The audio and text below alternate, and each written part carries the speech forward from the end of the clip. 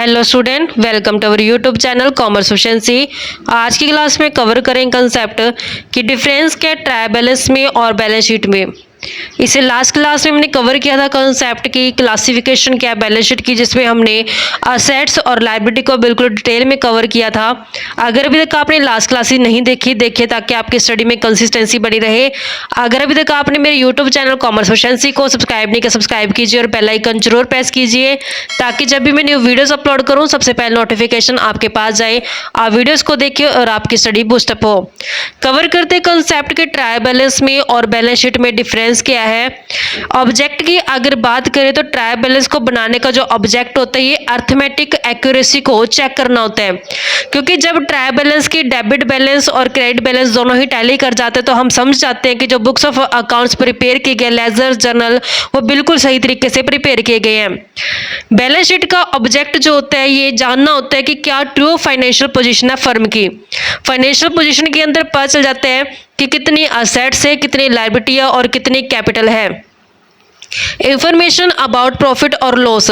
Profit और loss के बारे में अगर इंफॉर्मेशन जाननी है तो उसमें ट्रायल बैलेंस हेल्प नहीं करता, क्योंकि ट्रायल बैलेंस में क्या जस्ट बैलेंस टैली करना है और अर्थमेटिक एक्यूरेसी को जानना है।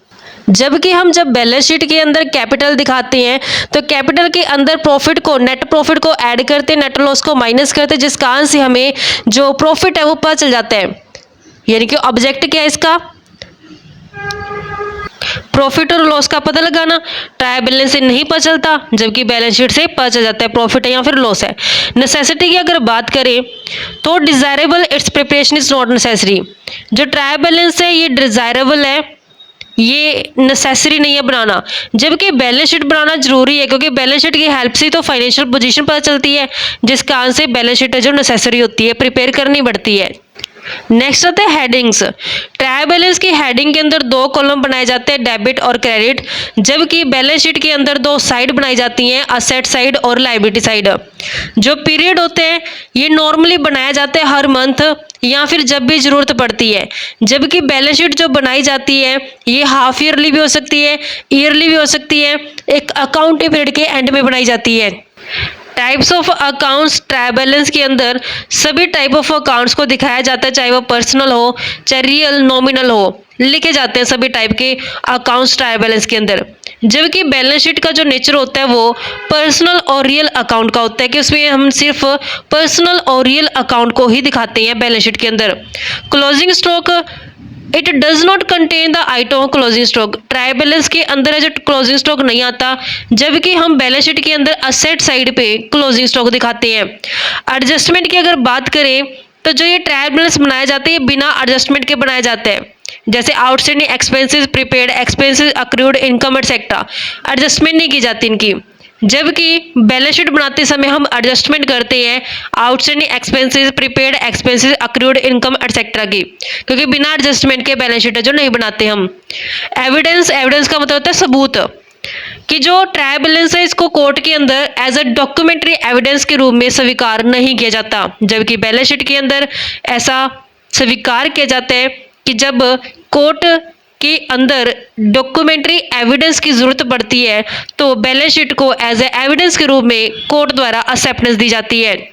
और बैलेंस शीट का इस्तेमाल तब भी किया जाता है जब पेमेंट की जाती है इनकम टैक्स की या फिर गुड्स और जो सर्विस टैक्स को कैलकुलेट किया जाता है, तो जो बैलेंस शीट होती है वो एविडेंस के रूप में इस्तेमाल करते हैं, जबकि ट्रायल बैलेंस का एविडेंस के रूप में इस्तेमाल नहीं करते। इस तरीके से ये डिफरेंस था बच्चों ट्रायल बैलेंस के बीच में और बैलेंस शीट के बीच में। नेक्स्ट पॉइंट कवर करते हैं। जब फाइनल अकाउंट्स बनाए जाते हैं तो कुछ पॉइंटों को ध्यान में रखा जाता है। फर्स्ट पॉइंट ध्यान रखा जाता है कि अगर क्वेश्चन के अंदर ट्रायल बैलेंस गिवन नहीं है तो बेटर है कि पहले ट्रायल बैलेंस प्रिपेयर किया जाए। अगर ट्रायल बैलेंस का डेबिट और क्रेडिट बैलेंस टैली नहीं होता, डिफरेंस आते हैं, तो उस डिफरेंस को सस्पेंस अकाउंट के अंदर प्लेस कर देंगे, और सस्पेंस अकाउंट का अगर डेबिट बैलेंस आ रहा है तो असेट साइड दिखाएंगे, अगर क्रेडिट बैलेंस आता है तो लायबिलिटी साइड दिखाएंगे बैलेंस शीट के। नेक्स्ट पॉइंट आता है, जितनी भी आइटम ट्रायल बैलेंस के अंदर दिखाई जाती हैं वो तो सिर्फ एक जगह दिखाई जाएगी, जबकि जितनी आइटम ट्रायल बैलेंस के बाहर दिखाई जाती हैं उन्हें एडजस्टमेंट बोला जाता है, उन्हें दो जगह पे प्लेस किए जाते हैं। नेक्स्ट पॉइंट आता है कि जितनी भी आइटम्स ट्रायल बैलेंस की डेबिट साइड दिखाई जाती है, उन्हें या तो डेबिट साइड दिखाया जाएगा trading and profit and loss account की, या फिर असेट साइड जाएगी बैलेंस शीट की। अगर ट्रायल बैलेंस की क्रेडिट साइड आइटम्स दी हुई हैं तो उन आइटम्स को दिखाया जाएगा या तो trading and profit and loss account की क्रेडिट साइड पे या फिर बैलेंस शीट की लायबिलिटी साइड पे। नेक्स्ट पॉइंट आता है कि जो अकाउंट्स होते हैं गुड्स से रिलेटेड, जैसे कि परचेज, सेल्स, परचेज रिटर्न और सेल्स रिटर्न, ये सारे ट्रेडिंग अकाउंट के अंदर जाते हैं। इनके अलावा ट्रेडिंग अकाउंट में डेबिट करेंगे और सभी खर्चों को जो डायरेक्टली रिलेटेड होते हैं गुड्स को परचेज करने से रिलेटेड या फिर मैन्युफैक्चरिंग ऑफ गुड्स से रिलेटेड, यानी कि डायरेक्ट खर्चे जो होते हैं उन सभी को भी हम ट्रेडिंग अकाउंट की डेबिट साइड दिखाएंगे। ऑल द रिमेनिंग एक्सपेंसेस और the balances of nominal account are shown in the profit and loss account, और जितने बच जाएंगे खर्चे वो सभी जो नॉमिनल अकाउंट के नेचर के होते हैं उन्हें दिखाया जाएगा प्रॉफिट एंड लॉस अकाउंट के अंदर। यानी डायरेक्ट खर्चों को तो हमने ट्रेडिंग अकाउंट के अंदर दिखा देना है, इनडायरेक्ट खर्चों को हमने प्रॉफिट एंड लॉस अकाउंट के अंदर दिखाएंगे। और जो बैलेंस होते हैं पर्सनल और रियल अकाउंट के, ये हमेशा बैलेंस शीट के अंदर दिखाए जाते हैं, क्योंकि नॉमिनल नेचर का होता है प्रॉफिट एंड लॉस अकाउंट, बल्कि बैलेंस शीट जो होती है वो पर्सनल और रियल नेचर की आइटम को दिखाने के लिए होती है। अगर खर्चे दिए हुए हैं जैसे कि रेंट, लाइटिंग, इनमें क्लियरली नहीं बताया गया कि ये खर्चे फैक्ट्री से रिलेटेड है या फिर ऑफिस से रिलेटेड है, तो इन्हें हमने directly profit and loss account के अंदर दिखा देना है। अगर स्पेसिफाई कर दिया कि रेंट और लाइटिंग फैक्ट्री से रिलेटेड है तब जाएंगे ट्रेडिंग अकाउंट के अंदर। जैसे एग्जाम्पल के तौर पे अगर क्वेश्चन के अंदर गिवन है फैक्ट्री रेंट तो ये जाएगा ट्रेडिंग अकाउंट के अंदर, क्योंकि ट्रेडिंग अकाउंट के अंदर फैक्ट्री के खर्चे दिखाए जाते हैं, जबकि प्रॉफिट एंड लॉस अकाउंट के अंदर ऑफिस के खर्चे दिखाए जाते हैं। अगर सिर्फ रेंट गिवन है, बताया नहीं कि ये फैक्ट्री का रेंट है या फिर ऑफिस का रेंट है, तो हम इसे directly profit and loss account के अंदर दिखाएंगे। अगर ट्रायल बैलेंस है जो गिवन नहीं है क्वेश्चन के अंदर, और ना ही ये क्लियरली बताया गया कि कौन सी पार्टिकुलर आइटम एक्सपेंस की है, इनकम की है, तो हम ट्रीट करेंगे एक्सपेंसेस जैसे डिस्काउंट, कमीशन, ब्रोकरेज और रेंट एक्सेट्रा। अगर स्पेसिफाई कर दिया डेबिट या फिर क्रेडिट, तब तो हमने डेबिट खर्चों की साइड, क्रेडिट इनकम की साइड दिखा देना है। लेकिन अगर हमें सिर्फ इतना बताया गया ये खर्चे इनकम है जैसे कि डिस्काउंट, कमीशन, ब्रोकरेज एटसेट्रा, तो इन्हें हमने ट्रीट करना है कि एक्सपेंसेस ही है, इनको इनकम हम ट्रीट नहीं करेंगे। जो बैलेंस शीट की जो टोटल होता है असेट्स और लायबिलिटी साइड का, दोनों ही हमेशा इक्वल आने चाहिए। जितना असेट्स का टोटल है उतना ही लायबिलिटी साइड का टोटल है जो आना चाहिए। इस तरीके से बच्चों हमारे पास ये थ्योरी बेस बनता था। आई होप आपको क्लियर हो गया है। नेक्स्ट इसका प्रैक्टिकल क्वेश्चन कवर करते हैं।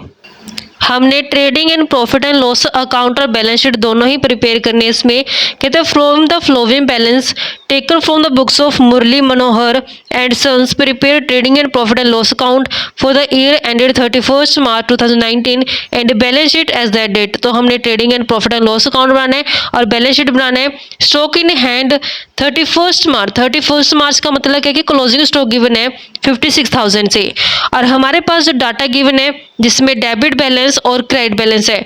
स्टॉक एट कमेंसमेंट का मतलब है कि ओपनिंग स्टॉक गिवन है 15,320 से, परचेज एंड सेल्स गिवन है, नेक्स्ट रिटर्न गिवन है, drawing and capital, cartage, factory heating and lighting, works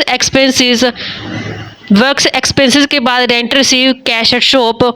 cash at shop का मतलब है कि दुकान के अंदर जो पैसा रखा हुआ है कैश, वो है, ये असेट्स है कैश। अकाउंट रिसीवेबल्स जिसमें कपिल, जडेजा, यादव।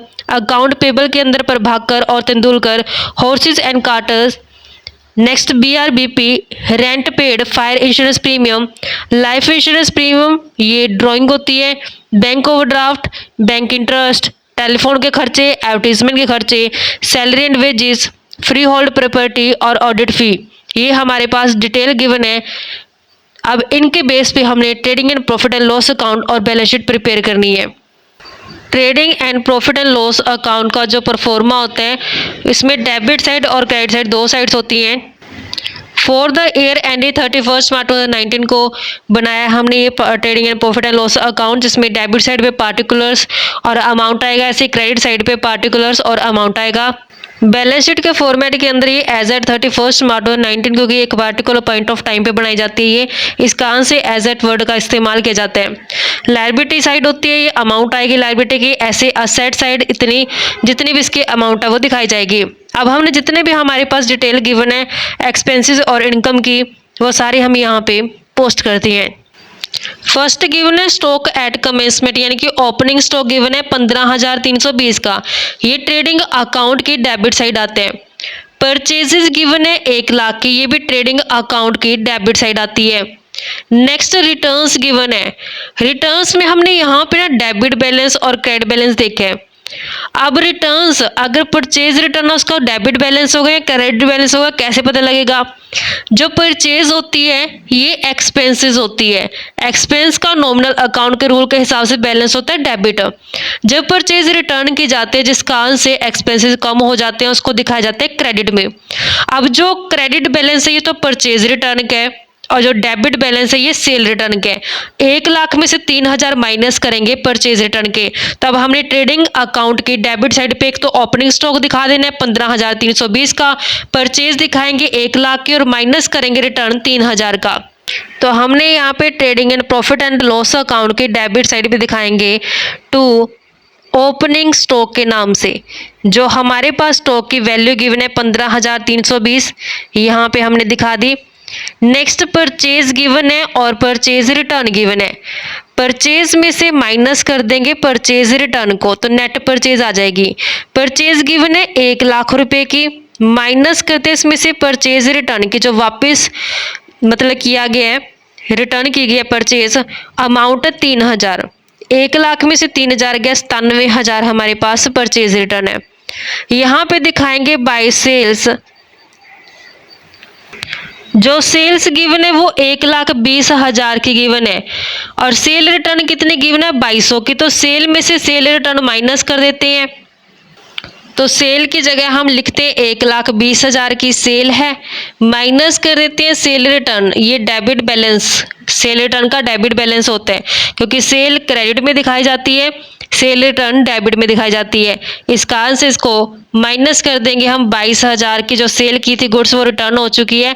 अब हमारे पास जो नेट सेल है वो 1,17,800 से है। और नेक्स्ट यहाँ पे दिखाया जाता है क्लोजिंग स्टॉक। क्लोजिंग स्टॉक हमारे पास गिवन है स्टेटमेंट के अंदर 56,000 से कि 31 मार्च का मतलब क्या है कि क्लोजिंग स्टॉक गिवन है 56,000 का। अब क्लोजिंग स्टॉक हमें ट्रायल बैलेंस के अंदर नहीं दे रखा, ये बाहर दे रखा है। जब बाहर दिया होता है क्लोजिंग स्टॉक तो एडजस्टमेंट कहलाता है, इसकी 2 जगह पोस्टिंग करनी पड़ेगी, एक तो ट्रेडिंग अकाउंट की क्रेडिट साइड पे और दूसरा बैलेंस शीट के अंदर असेट साइड पे। एक तो हमने trading and profit and loss account की क्रेडिट साइड पे 56,000 का क्लोजिंग स्टॉक दिखा दिया। अब इसी क्लोजिंग स्टॉक को हम बैलेंस शीट की असेट साइड भी दिखाएंगे, तो हमने बैलेंस शीट की असेट साइड पे क्लोजिंग स्टॉक दिखा दिया 56,000 से। नेक्स्ट गिवन है ड्राइंग एंड कैपिटल। ड्राइंग का डेबिट बैलेंस होता है, कैपिटल का क्रेडिट बैलेंस होता है। तो यहाँ पे ड्राइंग गिवन है 10,000 रुपये से और कैपिटल गिवन है 1,30,000 से। 1,30,000 कैपिटल में से हमने ड्राइंग को माइनस करके दिखाना होता है।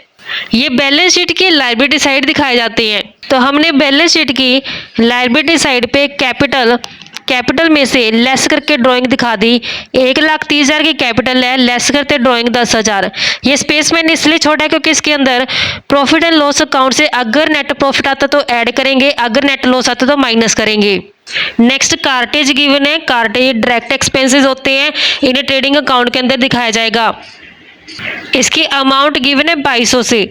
नेक्स्ट खर्चा फैक्ट्री हीटिंग और लाइटिंग का है, तो फैक्ट्री का खर्चा भी ट्रेडिंग अकाउंट के अंदर जाता है 6600 रुपये से। वर्क एक्सपेंसेस भी ट्रेडिंग अकाउंट के अंदर जाएंगे 15,200 से।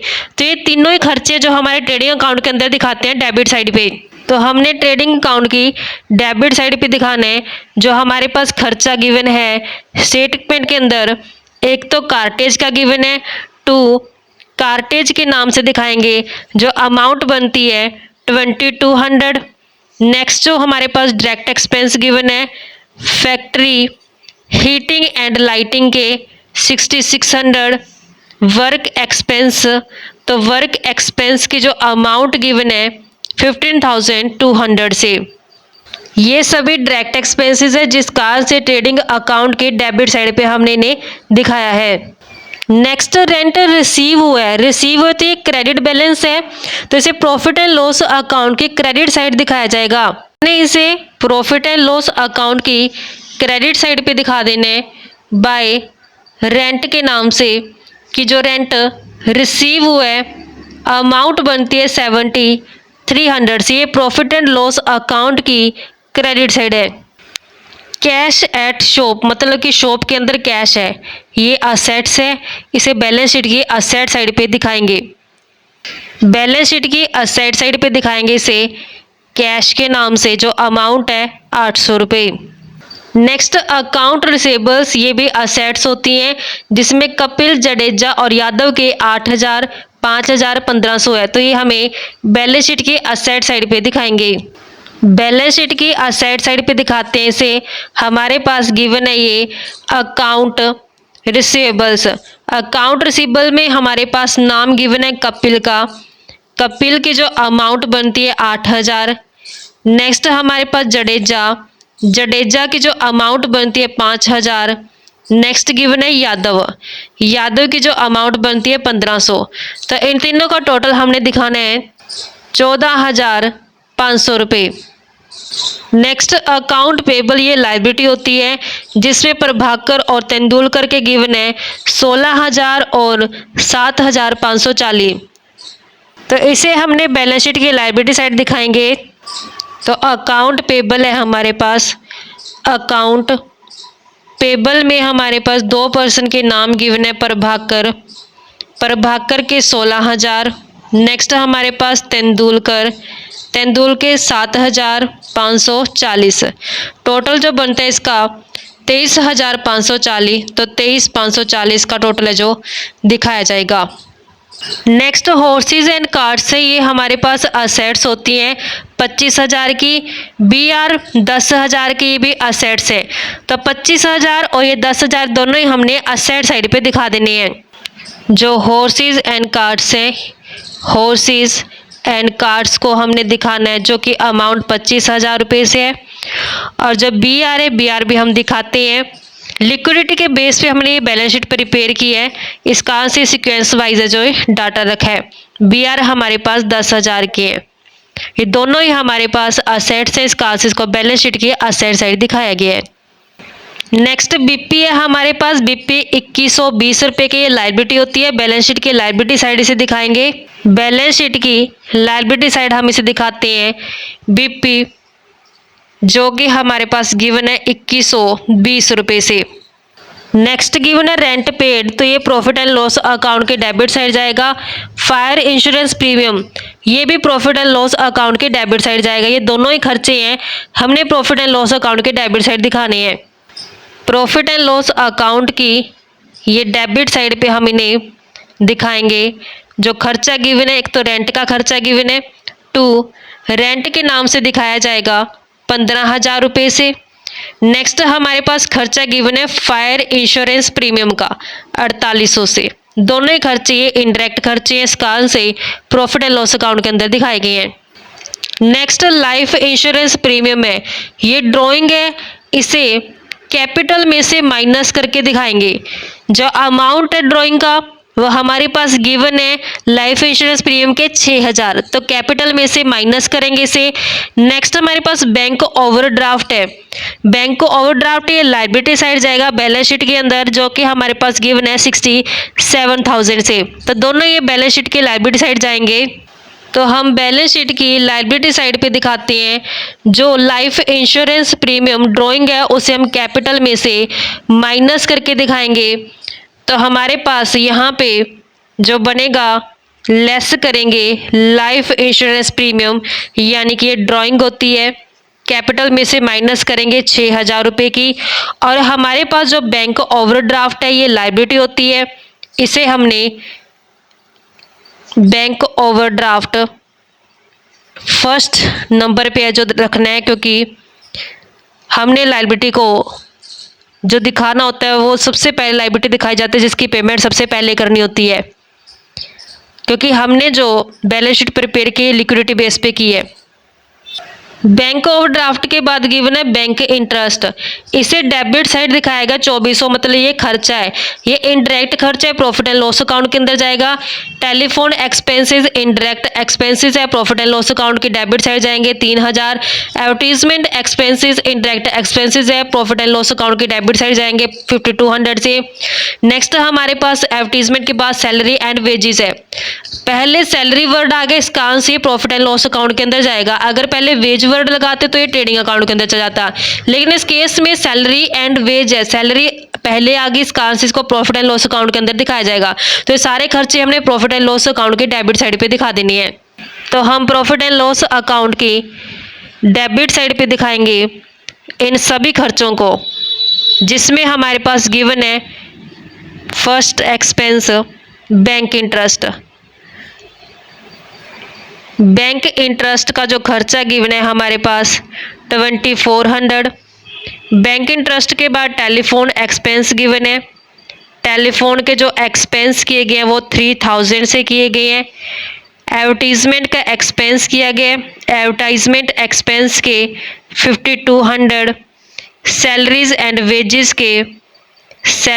एंड वेजेस के जो खर्चे किए गए वो 32,240 रुपये। नेक्स्ट फ्री होल्ड प्रॉपर्टी, ये असेट्स होते हैं, बैलेंस शीट की असेट साइड जाएगी 81,000 से। तो हमने बैलेंस शीट की असेट साइड दिखानी है इसको, फ्री होल्ड प्रॉपर्टी को, फ्री होल्ड प्रॉपर्टी जो कि हमारे पास 81,000 से गिवन है। और लास्ट में गिवन है ऑडिट फी, ये इनडायरेक्ट एक्सपेंस होते हैं, प्रॉफिट एंड लॉस अकाउंट की डेबिट साइड दिखाया जाएगा 1500 से। तो हमने प्रॉफिट एंड लॉस अकाउंट की डेबिट साइड से दिखाएंगे ऑडिट फी के नाम से, ऑडिट फीस के नाम से, जो कि हमारे पास गिवन है 1500। तो यहीं तक हमारे पास इंफॉर्मेशन गिवन थी। अब हमने इसका टोटल कर लेना है। ट्रेडिंग अकाउंट का टोटल करते हैं। ट्रेडिंग अकाउंट में हमने जब टोटल किया तो हमारे पास क्रेडिट साइड का जो टोटल बनता है वो आता है 1,73,800 से। तो डेबिट साइड भी 1,73,800 बनना चाहिए, लेकिन यहाँ पे बैलेंसिंग फिगर आती है 37,480 रुपये की। जो यहाँ पे बैलेंसिंग फिगर आई है ये ग्रॉस प्रॉफिट की बैलेंसिंग फिगर आई है, इसको कैरी डाउन कर दिया जाएगा। जो हमारे पास ये ग्रॉस प्रॉफिट है इसे हम प्रॉफिट एंड लॉस अकाउंट के क्रेडिट साइड पे दिखाएंगे बाय जीपी के नाम से कि ये ब्रॉट डाउन किया गया है। अमाउंट जो आती है 37,480। शुरुआत जो की जाएगी प्रॉफिट एंड लॉस की क्रेडिट साइड की वो ग्रॉस प्रॉफिट से की जाएगी। अब हमने प्रॉफिट एंड लॉस अकाउंट का जब टोटल किया तो इसका डेबिट साइड का टोटल बनता है 64,140। तो क्रेडिट साइड भी 64,140 आना चाहिए, लेकिन यहाँ पे बैलेंसिंग फिगर आती है 19,360 रुपये की। जो यहाँ पे बैलेंसिंग फिगर आई है नेट लॉस की बैलेंसिंग फिगर आई है, इसे ट्रांसफर करेंगे कैपिटल अकाउंट के अंदर। बैलेंस शीट में जब दिखाई जाए कैपिटल तो उसमें से माइनस करके दिखाएंगे नेट लॉस 19,360 का। अब बैलेंस शीट कंप्लीट करते हैं। बैलेंस शीट में लायबिलिटी साइड पे हमने यहाँ पे कैपिटल दिखाई हुई है 1,30,000 से।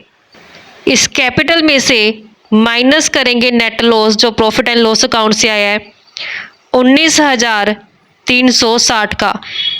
1,30,000 में से माइनस करें 19,360 तो हमारे पास बैलेंस बनता है 1,10,640। उसमें से लेस करेंगे ड्राइंग के 10,000 तो बैलेंस बनता है 1,06,40। माइनस करेंगे उसमें से ड्राइंग लाइफ इंश्योरेंस प्रीमियम का पैसा 94,640। तो लायबिलिटी साइड का जब टोटल करते हैं तो हमारे पास आता है 1,87,300। ऐसे जब हम असेट्स का भी टोटल करते हैं तो हमारे पास जो असेट्स का भी टोटल आता है वो आता है 1,87,300। तो इस तरीके से असेट्स और लायबिलिटी दोनों ही टैली हो जाती हैं, इक्वल बैलेंस आ जाते हैं। ये हमारे पास कंसेप्ट बनता था बच्चों कि कैसे trading and profit and loss account और बैलेंस शीट बनाई जाती है। आई होप कि आपको क्लियर हो गया ये कंसेप्ट। नेक्स्ट क्लास में एक और एग्जांपल कवर करेंगे इस टॉपिक का। ऐसे ही रेगुलर क्लासेस के लिए आप मेरे यूट्यूब चैनल कॉमर्स एफिशिएंसी को सब्सक्राइब, लाइक और शेयर करें। बेल आइकन जरूर प्रेस करें ताकि जब भी मैंने वीडियोज़ अपलोड करूँ सबसे पहले नोटिफिकेशन आपके पास जाए, आप वीडियोज़ को देखकर आपकी स्टडी बूस्टअप हो।